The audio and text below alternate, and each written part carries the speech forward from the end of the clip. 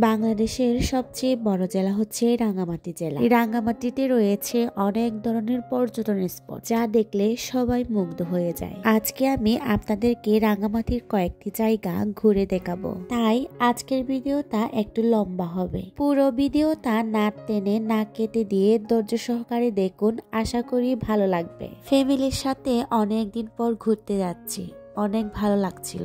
যদিও আগের দিন থেকে আমার যাওয়ার কোনো পূর্ব পরিকল্পনা ছিল না। মাসিরা সকাল সকাল খাগড়াছড়ি থেকে এসেছেন, তাই আমরাও সবাই রেডি হয়ে গিয়েছি যাওয়ার জন্য। প্রথমে আমরা গিয়েছিলাম রাজবনবিহারে। রাজবনবিহার হচ্ছে আমাদের বৌদ্ধ ধর্মাবলীদের তিন পার্বত্য জেলার সবচেয়ে একটা বড় ধর্মীয় প্রতিষ্ঠান। এখানে আসলে অনেক ভালো লাগে, মনটাও অনেক ফ্রেশ লাগে। তার থেকেও বেশি ভালো লাগে যখন ভোর সকালে পৌঁছানো যায়। আমরা রাজবনবিহারে 7:45 দিকে পৌঁছাই। পৌঁছানোর পর আমরা যাই বৌদ্ধ মন্দিরে বুদ্ধকে প্রণাম করতে। সেই দিন আমরা গিয়েছিলাম, আমাদের মূল উদ্দেশ্য ছিল রাজবনবিহারে বৌদ্ধ মূর্তি দান, অষ্টপরিষ্কার দান করার জন্য। তাই আমরা এই দান উৎসব উৎসর্গ করার জন্য দেশনালয়ে বসে পড়ি। দানীয় সামগ্রী উৎসর্গ করার পর আমরা যাই সাধনানন্দ মহেশটবীর বনবান থেকে, যেখানে রাখা হয়েছে। আপনারা কি জানেন, এই রাজবনবিহারে পূজা করার জন্য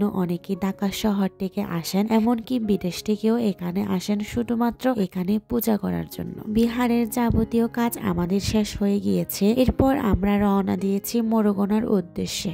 আর এই যে আমরা এখন যে ব্রিজের উপর দিয়ে যাচ্ছি, এটা হচ্ছে রাঙ্গামাটির সবচেয়ে একটা বিখ্যাত ব্রিজ, আর্জেন্টিনা ব্রিজ, যা এখন ব্রাজিলের পতাকার মতো রূপ দেওয়া হয়েছে। মোরগনার দিকে যেতে যেতে দেখেন প্রাকৃতিক সৌন্দর্যতা কতই সুন্দর। মোরগনা পৌঁছানোর একটু আগে আপনারা এখানে দেখতে পাবেন, এখানে লেখা আছে আই লাভ রাঙ্গামাটি। তাই আমরা এখানে কিছুক্ষণ দাঁড়িয়ে ছবি তুলি, আর হচ্ছে আমি ভিডিও নিই আপনাদের সাথে শেয়ার করার জন্য। এরপরে 2-3 মিনিট গাড়ি দিয়ে যাওয়ার পর আমরা পৌঁছে যাই মোরগনায়। এই মোরগনায় পরম পূজ্য সাধনানন্দ মহেশটবীর বনবান্তে জন্মগ্রহণ করেছিলেন। সেই জন্য বনবান্তের স্মৃতিসৌধ নামে এখানে একটি মন্দির করা হয়েছে, এবং এখানে রয়েছে বনবান্তের স্মৃতিস্তম্ভ।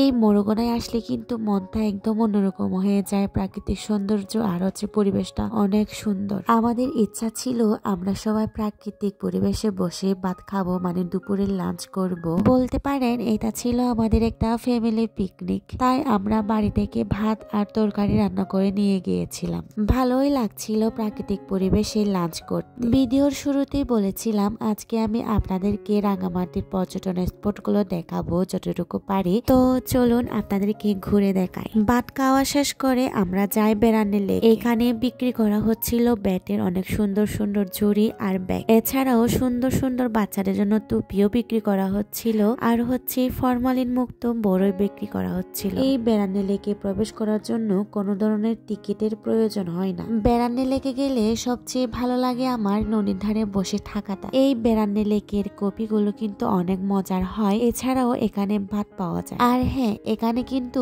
বোট দিয়ে ঘোরারও ব্যবস্থা রয়েছে, তবে ঘন্টায় 1000 টাকা দিতে হয়। আর এই যে আমার ভাই, তার জীবনে প্রথম বোটে উঠেছে সেদিন। মূলত আমার ভাইয়ের জন্যই আমরা সেদিন বোট ভাড়া করেছিলাম। ও কিন্তু অনেক খুশি ছিল বোট দিয়ে ঘুরতে পেরে। শুধু কিন্তু ও না, আমরাও কিন্তু সবাই খুশি ছিলাম। আর এই যে এটা হচ্ছে বনবান্তের স্মৃতি স্তম্ভ, যা আমি জীবনে প্রথম এত কাছ থেকে ওই দিন দেখতে পেরেছি। 15 থেকে 20 মিনিট আমরা বোট জার্নি করার পর আমরা চলে আসি। এরপরে আমরা গিয়েছিলাম বার্গি লেকে। যদিও আমার এর আগে অনেকবার যাওয়া হয়েছে বেড়ানে লেকে আর বার্গি লেকে, কিন্তু সেভাবে আমার ভিডিও বানানো হয়নি। তবে আমি এই প্রথম আমার ফ্যামিলির সাথে গিয়েছিলাম। এই বার্গি লেকে কিন্তু বিয়ের অনুষ্ঠানও করা হয়। এই বার্গি লেকে একদম ফ্রেশ জুস পাওয়া যায়, যেগুলোর দাম ছিল মাত্র 50 টাকা। বার্গি লেক কিছুক্ষণ ঘোরাঘুরি করার পর এরপর আমরা চলে যাই ফল অয়েল পার্কে। এই ফল অয়েল পার্ক নিয়ে কিন্তু একটা গল্প রয়েছে। মূলত এই ফল অয়েল পার্ক নির্মাণ করা হয়েছে একটা কাপলের জন্য। এই পার্কে প্রবেশ করার জন্য জনপ্রতি টিকিট 40 টাকা করে নেওয়া হয়। এখানে কিন্তু একটা সুইমিং পুলও রয়েছে, তবে এখানে গোসল করতে গেলে আলাদাভাবে টাকা পে করতে হয়। এছাড়াও এখানে রয়েছে একটা ঝুলন্ত ব্রিজ। সময় স্বল্পতার কারণে আমরা কিন্তু পুরো পার্কটাও ঘুরে দেখতে পারি নাই, কারণ এর আগেও আমরা গিয়েছিলাম। এছাড়াও এখানে রয়েছে কয়েকটি পাখি আর হচ্ছে প্রায় 9-10টা হরিণ। এছাড়াও রয়েছে বাচ্চাদের জন্য ট্রেন, নৌকা আর হচ্ছে প্লেনে চড়ার সুযোগ। তবে এগুলোর জন্য আলাদা করে পে করতে হয় জনপ্রতি 40 টাকা করে। ওভারঅল বলতে পারেন সবকিছুই ঠিকঠাক এই পার্কে। সকাল থেকে বিকাল পর্যন্ত ঘোরাঘুরি করার পর আমরা সবাই ক্লান্ত হয়ে পড়েছিলাম। তো এই ছিল আজকের ঘোরাঘুরি। আপনাদের কাছে কেমন লেগেছে কমেন্ট করতে ভুলবেন না। দেখা হবে পরের কোনো একটা নতুন ভিডিওতে। সে পর্যন্ত টাটা, বাই বাই।